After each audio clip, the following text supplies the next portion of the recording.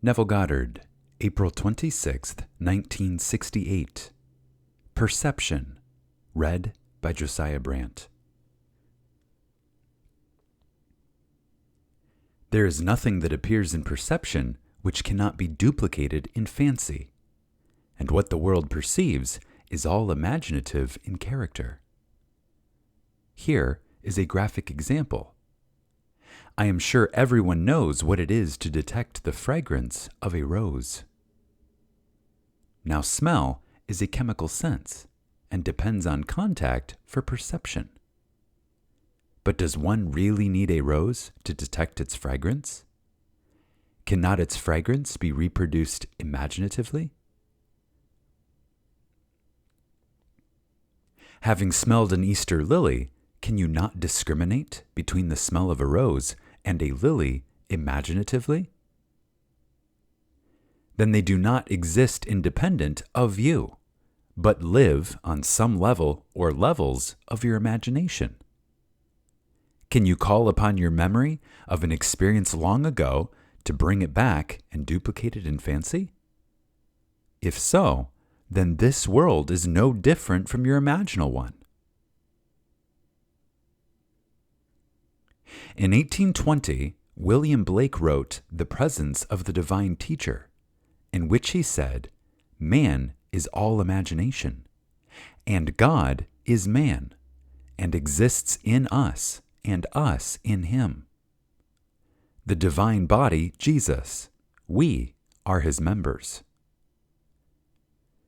In this statement, Blake does not separate the members from the one body, the one spirit, the one hope, one Lord, one faith, one God, and Father of us all.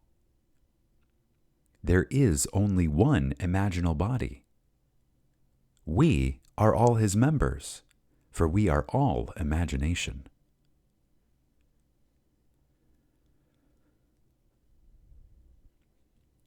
You can reproduce and duplicate any perception you have ever encountered in your imagination. A friend or dear one does not need to be physically present for you to think of him. Nor do you have to be in your living room in order to see its contents.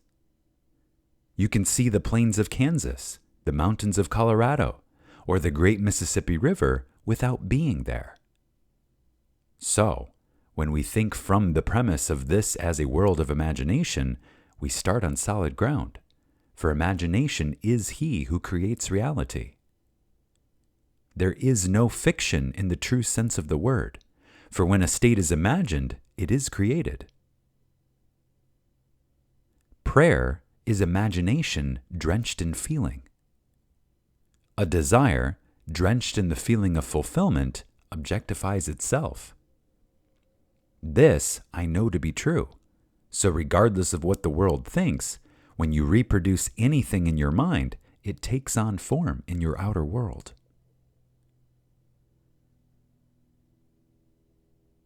Again, you can reproduce and duplicate any perception you have ever encountered in your imagination. A friend or a dear one does not need to be physically present for you to think of him. Nor do you have to be in your living room in order to see its contents. You can see the plains of Kansas, the mountains of Colorado, or the great Mississippi River without being there. So when we think from the premise of this as a world of imagination, we start on solid ground, for imagination is he who creates reality. There is no fiction in the true sense of the word, for when a state is imagined, it is created. Prayer is imagination drenched in feeling. A desire, drenched in the feeling of fulfillment, objectifies itself.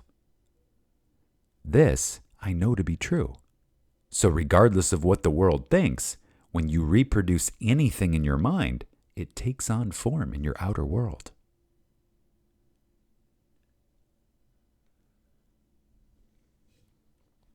Everything here was once only imagined. The clothes you wear, the chair in which you are now seated, the building which houses you, all were first only imagined. Everything begins and ends in the human imagination. The source of all phenomena is divine imagining, which is God Himself. Scholars consider the 82nd Psalm as the most difficult psalm in the entire Bible. Thomas Shane, the editor of the Encyclopedia Biblica, said of this psalm, "The ideas may be perennial, but their outward forms have long since ceased to be understood, and give the greatest challenge to the imagination of any interpreter." Here is the essence of the psalm. God has taken His place in the divine council. In the midst of the gods, He holds judgment. I say, you are gods, sons of the Most High, all of you. Nevertheless, you will die like men, and fall as one man, O princes. The word which troubled the great scholars is Elohim.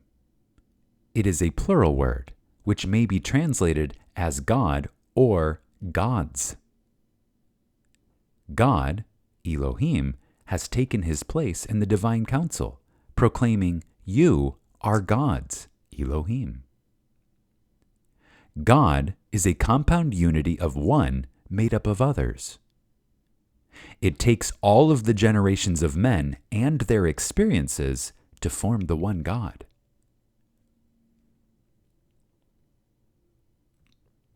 The Elohim is not something distinct and separate from the many, for unity has a presence. Having fallen into division, we will return to the presence of unity. Divided in a world of generation where all things die, we will return to the divine society where all things live. The presence is being formed by the return of the fallen man, who carried all of the gods with him in his fall.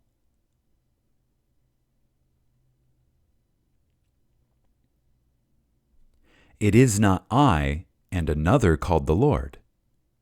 Everyone is the Lord, as told us in the Shema, the great Hebrew confession of faith. Hear, O Israel, the Lord our God, the Lord is one.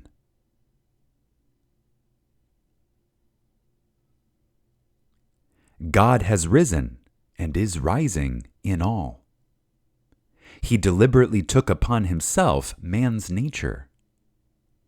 By that act of assumption, Jesus Christ became the pattern upon which the nature of man is molded. He didn't take a person called Neville upon Himself, but my nature.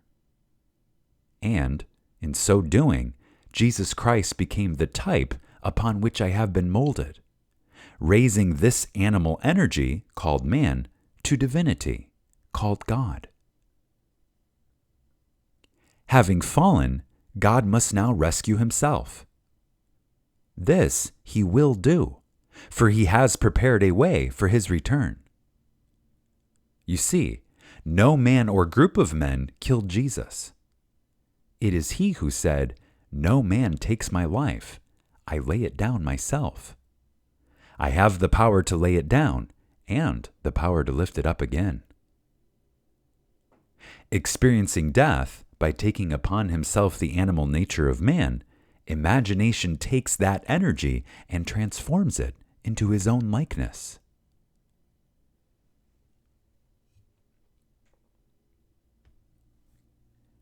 God is the great lover and artist who will transform you, His son of division, into Himself, the image of love. Loving you so much, He died to begin His good work in you. He will complete it at the day of Jesus Christ.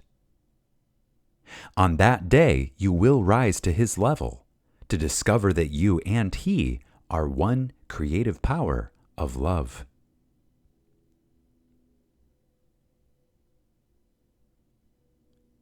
There is only one way to return to the awareness of being God the Father, and that is to follow the pattern of the true words which you have heard from me. I tell you from experience, you will awaken, rise, and are born from above. 5 months later, David will stand before you and call you Father. 4 months from that date, your spiritual body will be split, and he who wove it for you will unwind himself as you.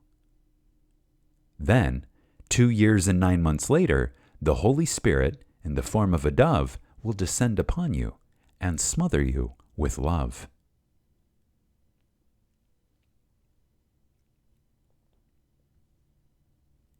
Do not believe in any being on the outside. Make a decision within yourself now to radically change your attitude toward another, and persuade yourself that what you believe is true. If imagining creates reality, and you practice repentance by radically changing your mind, you can take anything that displeases you and change it. Then, persuade yourself that the change is real. Expect it to mold itself in harmony with what you are thinking, and the man, woman, or room will bear witness to your repentance.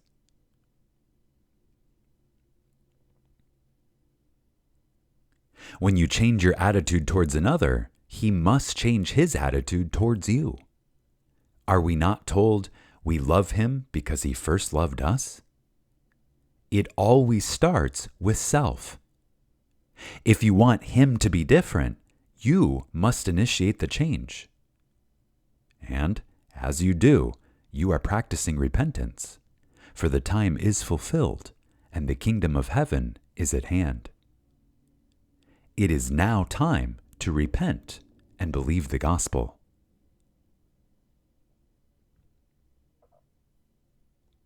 Nothing is so well concealed as the goodness of God. Look around and you will see murder, rape, and crime at every moment of time. So how can God be good or loving? It is hard to believe and will not be understood until the end, when that which has been concealed will be revealed.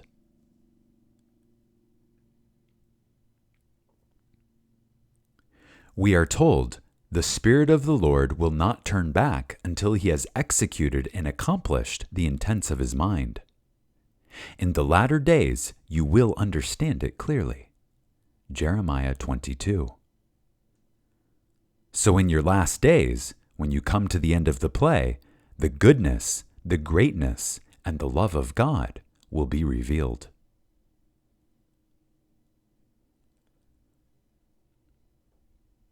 Do not concern yourself with those who have no interest in hearing the truth concerning the mysteries of God. Do not try to change them. If they are complacent and believe theirs is the only truth, leave them alone. And maybe, when they die, their death will force them to modify the ideas they have championed here.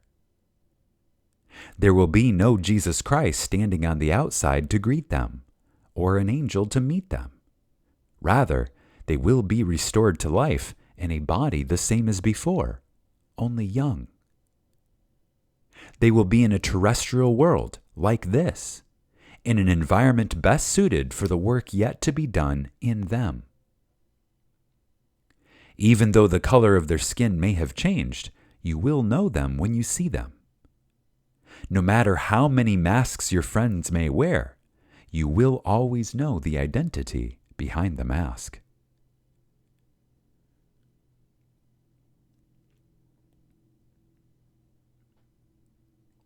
He who started the journey is wearing your mask right now, and he will continue to wear masks until he has executed and accomplished the intents of his mind. God's original pledge to himself was that he would make man in his own image. Then the gods descended, and the gods will ascend, for no one has ever ascended into heaven but he who descended from heaven.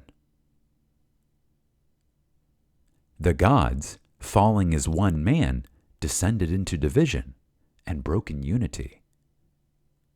In time, they will all be gathered together into that one unity called God the Father.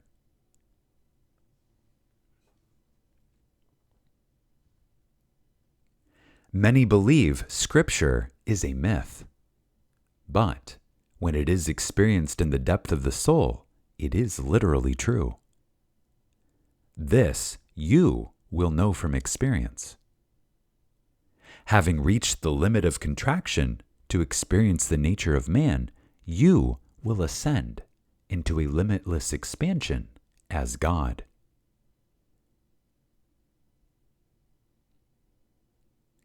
Returning with all that you have experienced, your tremendous power is added to God's already existing power.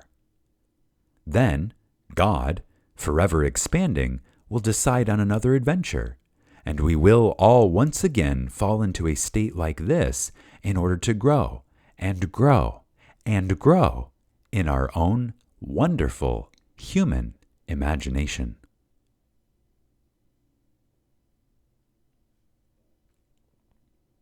Now remember, nothing appears in perception that cannot be duplicated in fancy. If you can perceive your desire, it exists. You cannot perceive an object that does not exist on some level or levels of imagination. Identify your human imagination with God, and because God calls a thing that is not now seen as though it were seen, you can call a state into being by assuming you are in it. And if you believe you have received your desire, you will, for belief will lead the way to its fulfillment.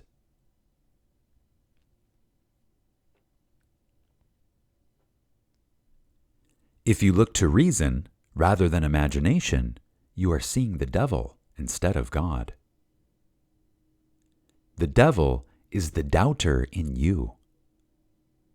He questions your belief, saying, "If you are the Son of God, then turn this stone into bread. Cast yourself down, and his angels will lift you up." All of these challenges are made by self-doubt.